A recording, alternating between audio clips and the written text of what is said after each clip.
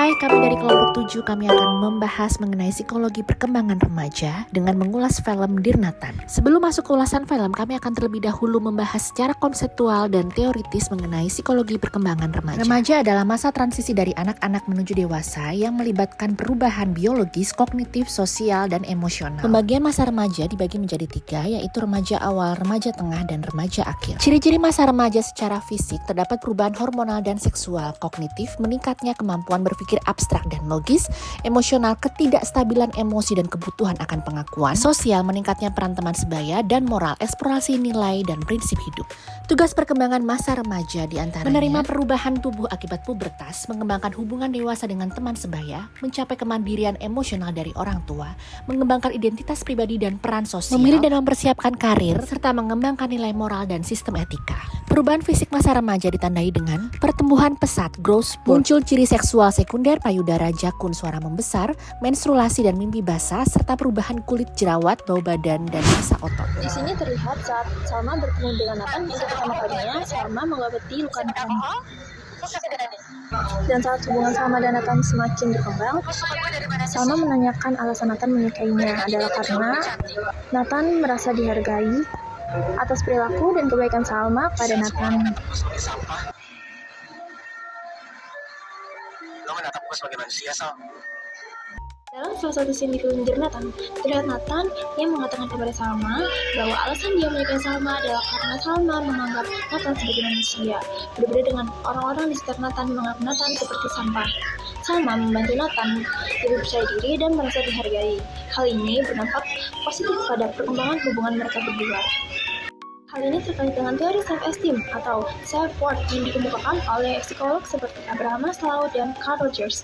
Mereka berdua menekankan pentingnya penerimaan dan pengakuan dari orang lain, masyarakat, lingkungan sekitar untuk membangun rasa percaya diri dan harga diri yang positif untuk seorang remaja dan pada masa remaja. Di sini kita lihat adegan di mana Nathan bertengkar dengan temannya. Nathan tampak keras, penuh amarah, dan sering terlibat konflik dengan teman-temannya. Di balik sikap bad boy-nya, sebenarnya ada luka dan pergolakan batin yang ia simpan rapat-rapat. Itu bukan hanya karena untuk menunjukkan kekuatan, tetapi karena ada kebutuhan emosional yang belum terpenuhi, yaitu keinginan untuk diakui. Di balik semua itu, Nathan sebenarnya haus akan penerimaan, bukan sekedar ingin menang. Ia butuh sosok yang bisa melihatnya lebih dari sekedar anak nakal, seseorang yang bisa memahami bahwa sikap kasarnya adalah bentuk pertahanan diri dari rasa sepi dan tidak diterima. Di cuplikan video ini, kita bisa lihat Nathan menunjukkan perilaku bad boy. Hal ini sebenarnya dikarenakan keinginan kuat dalam diri Nathan untuk diakui oleh lingkungan sekitarnya. Nah, ini bisa kita pahami dari sudut pandang teori psikososial Erikson, khususnya tahap identitas versus kebingungan peran atau identity versus confusion. Pada masa remaja, individu sedang berusaha membentuk jati diri dan mencari validasi sosial dari orang lain. Selain itu, menurut Havigers, tugas perkembangan remaja juga mencakup membangun hubungan sebaya dan mencapai kemandirian emosional. Namun Nathan kesulitan karena terlalu bergantung pada pengakuan eksternal. Citra keras yang ia tunjukkan juga bisa jadi merupakan mekanisme pertahanan diri seperti yang dijelaskan oleh Anna Freud untuk menutupi kerapuhan emosionalnya. Kita juga bisa melihat dari teori self-discrepancy dari Higgins, di mana tekanan batin muncul akibat kesenjangan antara diri ideal yang ingin diakui dengan diri aktual. Jadi pencarian pengakuan Nathan bukan hanya bentuk kenakalan, tetapi cerminan konflik identitas yang umum di masa remaja. Dalam salah satu scene film Dear Nathan, digambarkan bagaimana Nathan sering terlibat perkelahian dengan orang-orang yang berbuat jahat atau menindas, di mana perilaku ini bisa dijelaskan melalui proses identifikasi, yaitu Nathan secara tidak sadar meniru sikap ayahnya yang sering melakukan kekerasan apabila Nathan berbuat kesalahan. Dimana menurut teori psikoanalisis dari Sigmund Freud, identifikasi adalah mekanisme pertahanan diri yang umum terjadi pada masa remaja ketika individu mulai mencari figur yang bisa dijadikan panutan atau bahkan pelampiasan.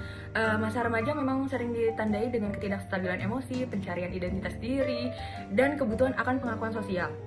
Seperti yang dijelaskan oleh Erik Erikson dalam tahap identity versus role confusion, dalam kasus Nathan ini, tindakannya bisa dilihat sebagai bentuk ekspresi emosional yang belum matang dan cara untuk mendapatkan validasi bahwa dirinya ini benar atau kuat sebagai bentuk perlawanan terhadap luka batin yang belum terselesaikan. Pada film Dear Nathan 2017 terdapat konteks psikologi perkembangan. Salah satunya di adegan ruang kelas jelang UN di menit 1 jam lewat 5 menit. Menandai fase remaja akhir di sana, Nathan dan Salma mengartikulasikan transisi dari remaja pertengahan yang fokus pada nilai dan PR menuju fase remaja akhir, mencari identitas diri, hingga munculnya kemandirian dalam menentukan masa depan. Ini konsisten dengan teori Erik Erikson, yaitu Identity versus Confusion, dan Havik House, kompetensi akademis dan karir. Dari dialog ini bisa dilihat beberapa aspek penting. 1. Pembentukan masa remaja. Mereka mulai mempertanyakan mau jadi apa mereka di masa depan. Siapa mereka? Yaitu dengan pemilihan jurusan, kampus, gaya hidup, dan mulai mencari relasi sosial, termasuk salah satu faktor pencarian identitas. Kedua, perancangan karir dan pendidikan. Melalui jalur UN, kuliah, itu upaya mereka menjadi batu loncatan nyata menuju kemandirian dan pengakuan sosial. Yang terakhir adalah kemandirian dan pengaturan emosi. Tekanan emosi dari nilai, future plans, dan pengaruh teman atau orang tua mendewasakan kemampuan untuk mengelola stres dan tanggung jawab. Jadi dalam film Dear Nathan, salah satu tema yang menonjol adalah kebingungan peran remaja, terutama dalam konteks identitas, tanggung jawab, dan hubungan sosial. Berikut ini adalah satu contoh adegan atau scenes yang mencerminkan kebingungan peran remaja. Yaitu adegannya Salma mulai dekat dengan Nathan, tapi bingung dengan sikap Nathan dan reputasi Nathan di sekolah. Deskripsi singkatnya, Salma seorang siswi baru yang dikenal disiplin dan pintar, mulai berinteraksi dengan Nathan, siswa berandalan yang sering terlibat masalah. Meskipun Nathan menunjukkan sisi lembut dan perhatiannya terhadap Salma, reputasinya membuat Salma ragu. Unsur kebingungan dalam peran remajanya yaitu pertama, identitas ganda Nathan. Di satu sisi Nathan dikenal sebagai pembuat onar, dan di sisi lain ia menunjukkan sisi perhatian dan penuh empati kepada Salma. Hal ini membuat Salma, bahkan Nathan sendiri, bingung tentang siapa sebenarnya dirinya dan peran apa yang harus dia ambil, si anak nakal atau seorang yang berubah karena cinta. Dan yang kedua, Salma bingung memilih antara Salma berada di antara dua nilai, yaitu idealisme sebagai pelajar teladan dan perasaan yang tumbuh terhadap Nathan, atau ia mempertanyakan apakah mengikuti perasaannya adalah hal yang benar atau justru menyimpang dari citra remaja baik yang selama ini ia pegang. Yang ketiga, tekanan sosial, yaitu pertama teman-teman Salma dan lingkungan sekolah ikut memberi tekanan. Mereka menghakimi Nathan dan menyarankan Salma untuk menjauh. Dan yang kedua, ini mencerminkan kebingungan umum remaja dalam menyeimbangkan opini publik dengan keinginan pribadi. Makna dalam konteks kebingungan peran remaja, adegan ini memperlihatkan bahwa masa remaja adalah masa pencarian jati diri yang rumit.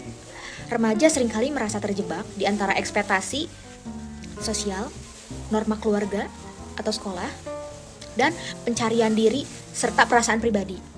Nathan dan Salma sama-sama menggambarkan kebingungan ini dari sisi yang berbeda. Nathan dengan masa lalunya dan Salma dengan idealismenya.